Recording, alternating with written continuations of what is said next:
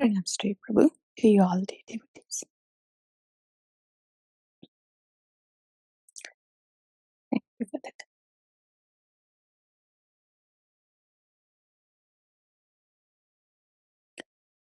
Mm, yeah, and I heard the questions too. Yes, yeah. Will do. Hari Bhakti Vilasa is a huge one. There are more do's and don'ts in there, but the essence is this. Mm,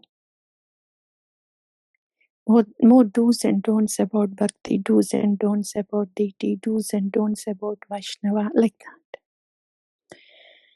that. The essence is this. See, for Bhagavan in the deity,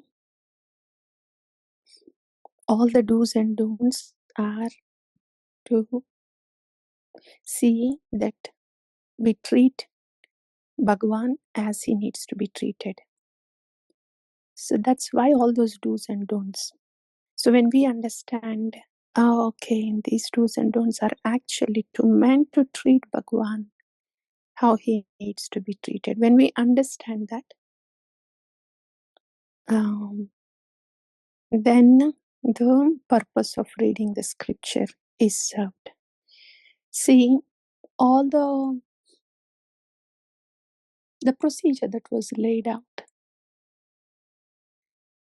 to honor a deity in the temple, yeah, and the procedure that was laid out step by step to worship a deity in the temple, all that is, you put all those pieces together and then you see like, oh, so we are actually serving the Supreme Personality of Godhead.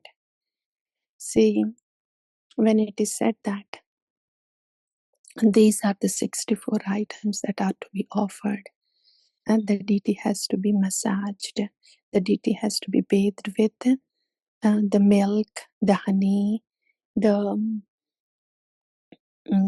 yogurt, like that. There is a reason why those pancha amritas are offered, but all those procedures, it is not that okay, I gave you the piece of wood, you polish it now. You polish it and you paint it. It is not the do's and don'ts of how to treat the wood. So the wood can beautiful, wood can be look beautiful, and the carving can come out nicely. Those do's and don'ts for a wood is just to see that there is a good product out of that wood. But we have to remember that the do's and don'ts that are given in Harivaasara Vilasa for the deity, anything related to the deity, is to see that we realize that Bhagavan is there, and we realize that we are treating the Bhagavan as a Bhagavan should be treated, like a little child. When the little child is taught the manners, but when you see somebody elderly, then you bow down, you greet them, and like that, teaching the child. So when the child grows, then that will become a habit, and then the child realizes, oh, okay, so I'm actually respecting this person. So that's what it meant by when I was taught I should bow down, I should greet. Oh, so all that was to actually see that I offer respect to elders. So their heart can be softened and they will bless me. And that is good for me. Oh, so that is why I was taught like that as a child. Like that, the child will understand as the child grows the purpose of those do's and don'ts. Same way, the purpose of do's and don'ts for deity is to see that we are not only respecting the deities, but we come to an understanding that it's actually the deity that is seeing us, not we seeing the deities. To come to that understanding. So that is the purpose. Then how do we follow it? Any deity worship that we are given, we could still get the benefit out of whatever is given to us. When this purpose is known, deity in the temple room or deity in our home deities or temple deities, follow the procedure so the deity can be respected. When the deity is respected, then there will be proportionately there will be some change in us. See example like this. More home deities are more, they are very merciful. They are treated like one among the family members, head of the family, one among the family members, but the head of the family, like that. They are more merciful, the home deities. But even with the home deities also, when we consider that our puja mandir, that temple room, that space is sacred, we have to keep that in mind. That particular place, the sacred place there in the house puja mandir, has to be treated the way it needs to be. When we are standing there, we are totally meant for Bhagavan there on the altar, with the body, in the thought, everything. So when we are walking that way, being conscious that Bhagavan is there. And when we are there in that place, the temple room space in our home, puja mandir, then we don't talk to anybody because we are with the VIP there. We are there in front of Bhagavan. We don't carry a normal conversation. We don't talk. We don't talk, period. Not normal or any conversation because we are with the VIP. So being conscious of Bhagavan on the altar, that has to happen in our homes, ashrams also. And it will be of it will be of wonderful impact. And in this regard, one has to do it first. One has to one has to know the purpose, and one has to start doing it. And then the rest of the family members will do that. So like that for our puja rooms in the house. So when there is something going on in the ashram, any agitation or anything, then everybody knows where one should come to just seek shelter in the house, in the ashram. Be there, and be there in the puja room at the lotus feet of Bhagavan, just stay there. So that message will go out to all the family members. So in this way, the whole ashram becomes the deity centered and sheltered by the deities. So like that, we have to look at our puja rooms. Yeah. In that way, the ashram becomes a deity centered even in our consciousness, not just in a ritualistic way of having a temple room. Okay, done. SNA, since we are Vaishnavas, we know the purpose. Then it will be nice. So like that for our puja rooms in the ashram. And of course, when we are cooking also, keeping the deities, our beloved deities, the home deities in the thought, and then cooking for them. So in that way, the whole cooking time will be the seva. Then you don't jump into arguments of why didn't you bring this grocery? Why is the salt more? Why is this? All that that doesn't come. They will be out. They will be out. All the small things that trigger us in the ashram will not trigger us anymore when we are deity centered in our ashrams. Ashramas are meant for that, to become deity centered. So we are not caught up in I and my relationships in the ashram. Ashram means a house in which a purpose, a greater purpose is being served. And the greater purpose is that we become deity centered, far from I and my. That's what ashram means. It's not just any ordinary structure. Ashram is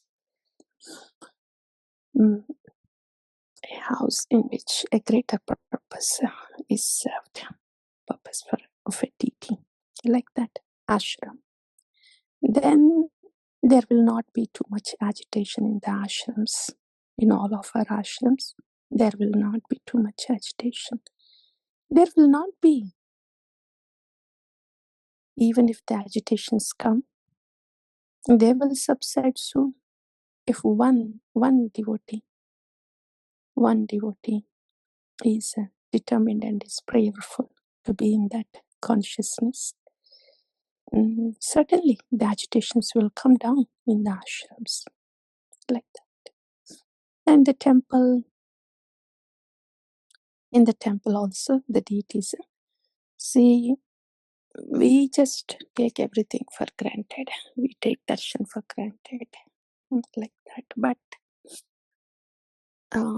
the deity standing on the altar, Bhagwan, who are we?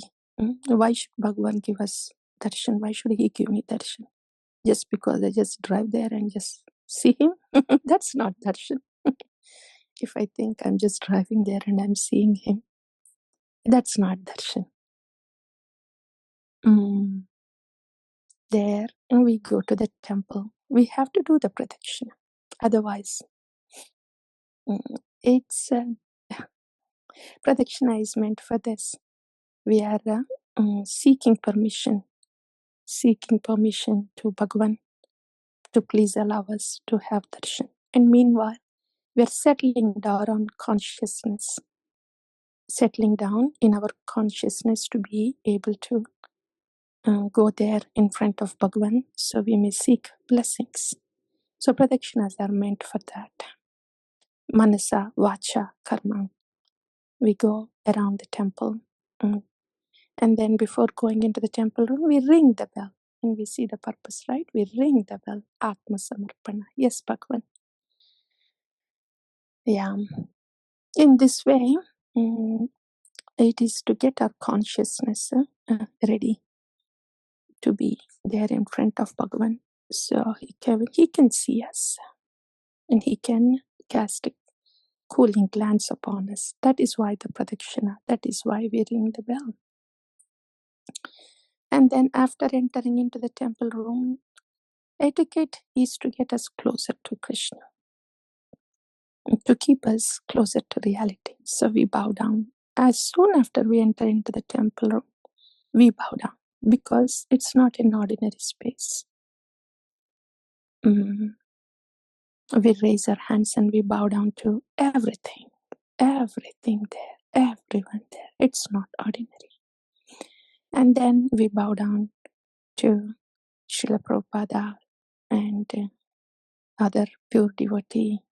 All this, that's always there, Srimati Tulsi Devi. And then we go to the darshan of the deities and then raise our hands and say Sharanagati. And then bow down. Sharanagati is this. I belong to you, everybody belongs to you, Bhagavan. And very kindly keep me at your lotus feet in your loving service. That's what we do when we go before the deities. Raising the hands means that's what it means. Like that. So just by the time entering, you do the pradakshina, ring the bell, and then enter. And when the externals are done to guide our consciousness. So when this is done, by the time you are in front of the deities and bowing, you have bowed down, we have bowed down, I have bowed down, then that's the proper consciousness. Without all this happening, if we just think, okay, I drove to the temple, I saw the deity and I came, then it will be only that much. So like that, for the deities also, every step is laid out. Inevitably, whatever gunas that are bothering us and are pulling us, they just calm down, they get subdued. Bhagwan is not ordinary, bhakti is not ordinary. Anything that's related to bhakti is not ordinary. We don't have to put any separate effort. These gunas, they just get subdued. Like the poisonous snakes. They may be poisonous. They may be having fangs, poisonous. But a snake charmer, when the snake charmer blows and then he sings the music, the snake, it will be subdued. It will start to dance. Like that, bhakti is like that. Bhagwan's Shakti, So everything about bhakti is like that. That we have to understand, dear devotees. The glory of the bhakti. We don't run here and there thinking that we have to fix the problems, that we will get solutions somewhere else. We don't. What's given to us is a $1 million check. We don't run here and there for paisa, to collect paisas, to accumulate paisas. Like that's what bhakti, deity worship, and everything about. So those are the. So everything that is related to deity has a purpose to make us deity conscious, like that. That's about deity becoming, waking up to the presence of the deity. That's deity worship. And the other one is regarding the Vaishnavas also. So do's and don'ts are many are there. Again, in Vaishnava Aparadha laid out. So Haribhakti Vilasa and Jiva Goswami also quotes. One thing that we need to know is, what is Vaishnava Aparadha? So Vaishnava Aparadha, it is stated that in Haribhakti Vilasa, Vaishnava Aparadha means this. First thing is, if you are not jubilant seeing a Vaishnava, if you are not smiling to a Vaishnava when you see them, and when you are not offering your respects with folded hands, when you are not offering sweet words, and when you are not offering something to them when they come to your ashram, like this. So I'm trying to recall all those 5 things. I think I got almost all of them, especially the first 4. So that is considered Vaishnava Aparadha. It's not that it's not that somebody curses a Vaishnava, harsh language is used, or a Vaishnava is beaten up. That, not that. It doesn't have to go that far. If I'm not jubilant seeing a Vaishnava, I am committing a Vaishnava Aparadha. Wow, is that so? Yeah, of course. Why wouldn't I be jubilant? Why shouldn't I be jubilant seeing a Vaishnava? And when I am jubilant, of course the smile will come, of course the sweet words will come, of course the respect will come. Why shouldn't I be jubilant seeing a Vaishnava?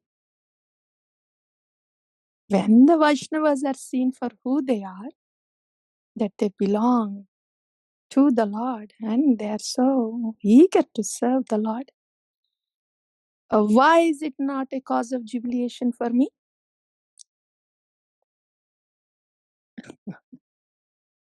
So, if we are thinking in any way, then the responses will be accordingly. Any self-centered way, then the response, reaction that we have, thoughts we have, everything will be accordingly in a very self-centered manner, and that's a contaminated one. Contamination is aparadha, right? Self-centered. Where is this self coming from? In the arena of bhakti, when everything is about Bhagavan. So when the self comes, then the aparadha comes. That's a package deal. So when the self is put aside, and when we see bhakti for what it is, that it is Bhagavan's, then there will be no aparadha. Otherwise, we may hear the whole Haribhakti Vilasa, we may teach that also, we may recite the shlokas too.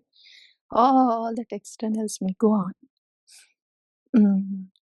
But if the self is grounded there, then what is the point? Aparadhas will continue despite knowing the do's and don'ts, despite taking all the courses of Vaishnava etiquette, sadachara. You take the course, you pass the test, get the certificate. Okay, did the purpose serve?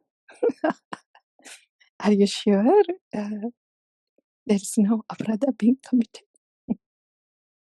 Like that. So the texts are there, the courses are there, the certificates are there. They go on. But all that is meant to bring us to this point. Of what is the purpose of this course?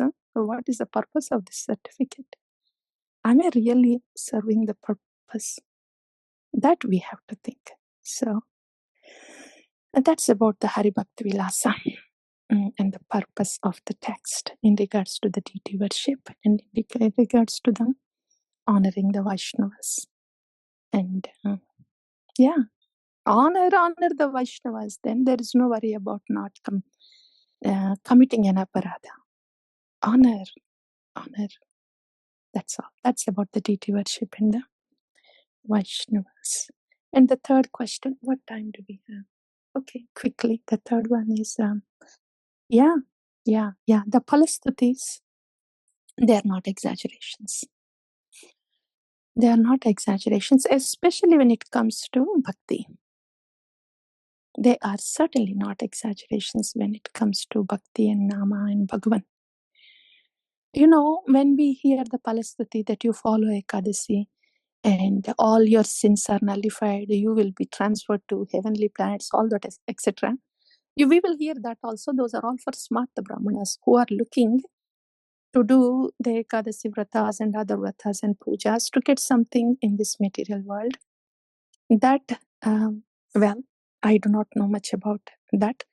Maybe when the scriptures are saying it, maybe a little bit of punya they will get it, and they have to do that punya for I don't know how many lives to get to the Indraloka in this day and age. So I can't comment much on that. But when it comes to Bhagwan, to the Nama Bhakti, there is zero exaggeration. Actually, not that they are exaggerated. They cannot be glorified enough. Like Ananta Sesha glorifying. That is the fact with anything related to Bhagwan Bhakti. So then how do we understand that? So one thing is clear, that that's not an exaggeration, but it cannot be glorified enough. That's one thing. Second thing, then what happens to us? Where do we fit in there? One thing that we need is faith. Okay, I am hearing all this about Bhakti, Bhagavan and all this. My faith may be weak right now. Then what do? Stay with those who have strong faith. Otherwise, that faith will never grow strong. It will only weaken, and one will go to the peripheries of bhakti and outside the fence. When the faith is weak, the mind talks so much in such a convincing way tells all the reasons how we should just go far, far, far from the devotees, and it's better to be out of the fence because we just feel odd men out here. So let's just go far to the devotees, far from the devotees, far, far, far. This is the mind talk when the faith is weak. That's why it is very important to be with the devotee sangha, especially when our faith is weak. Only because our faith is weak, our mind is weak.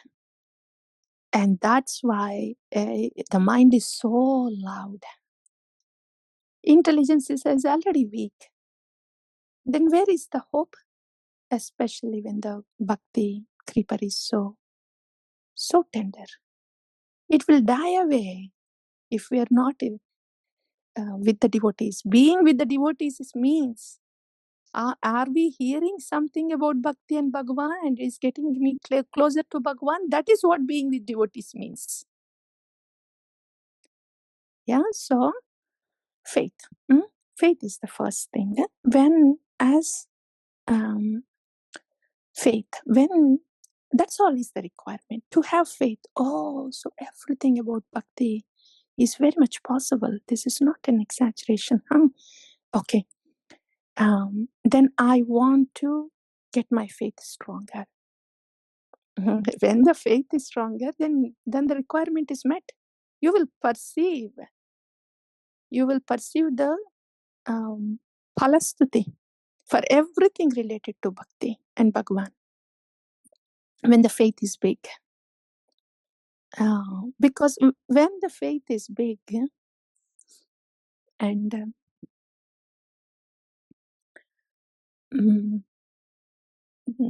when we already heard, when the faith is small, we have to be in the sangha of the devotees who has big faith. That's when it is called devotee sangha, when our faith is getting bigger. And the second point is, okay, the faith is getting stronger. Then our consciousness, faith is stronger, but internally, the consciousness has to blossom, has to be purified. Purified is a better word. As it gets purified, it gets blossomed. So much proportionate to our purification within, we will perceive accordingly outside. When it is just like a bud, there is no fragrance yet from the flower because it's a closed bud. But as the bud slowly blossoms, then we see the petals and the fragrance is also appreciated like that. So when our consciousness is purified, when it is free of anything material, and when it is full of Krishna, like that, then it is very clear that phala sthuti is perceived like that. So two things, faith and the purification of consciousness, free of material contamination and full of Krishna. Then phala sthuti is perceived more. I think we have covered everything. So what we have heard today is about the deity worship and honoring the Vaishnavas and seeing the purpose behind the do's and don'ts that is laid out in the text. And after that, we also heard about our ashrams, our puja rooms and ashrams, how they should be. And we also heard about how potent that everything related to Bhagavan and Bhakti is. And these two things for phala sthuti to perceive. One is the faith and the second one is purification. Yeah, that's what we have heard. I was going to say something about Ekadasi. I will just say a statement because we don't know if this will come again. Because the Pancharatrika Vidhi's explanation is over here now. Ekadasis are Harivaasaras. They are there for a reason. Harivaasara, the whole day is meant for Lord Hari, Manasa, Vacha, Karma. So if that that is twice a month. So that is a requirement for this human machine with the subtle body in there. The purpose of the human life to be served. All these are set in place for a reason. And for this machine, for this gross body and subtle body, this needs Ekadasis twice a month to reset. Basically, Ekadasis are to minimize everything, minimize external needs, maximize absorption in Krishna. Those are that's the purpose of Ekadasis. So at least twice a month, if not Ekadasis, because we may be working sometimes on Ekadasis, but at least twice a month, we have to minimize our external needs and maximize our time with Krishna Katha and Kirtan. That is a requirement. So that is actually a must.